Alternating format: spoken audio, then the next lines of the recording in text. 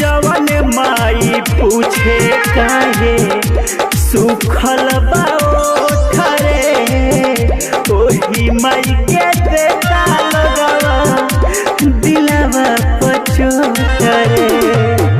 भीजले सुतली अपने सुखला सुताई के, भीजले सुतली अपने सुखला सुताई के।